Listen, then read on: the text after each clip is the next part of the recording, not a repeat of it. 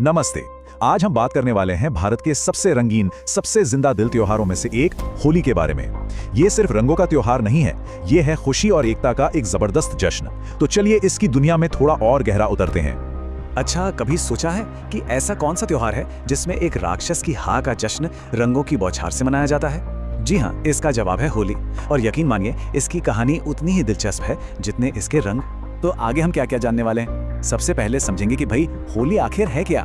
फिर चलेंगे प्रहलाद की उस मशहूर कहानी की तरफ, जानेंगे होलिका दहन की आग का राज। उसके बाद रंगों की उस मस्ती में डूबेंगे और आखिर में बात करेंगे कि कैसे ये त्योहार हमेशा अच्छाई की जीत का पैगाम देता है। तो पहला सवाल, होली क्या है? सीधे शब्दों में कहें तो ये रंगों का एक बहुत ही पुराना और मशहूर त्योहार है। ये हर साल फाल्गुन महीने में, मतलब मार्च के आसपास, पूरे जोश और उल्लास के साथ मनाया जाता है।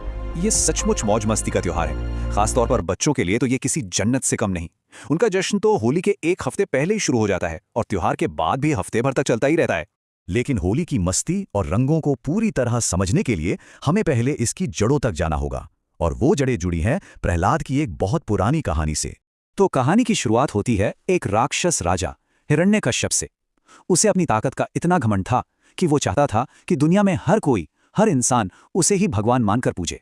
लेकिन उसी राजा का बेटा प्रहलाद भगवान विष्णु का बहुत बड़ा भक्त था।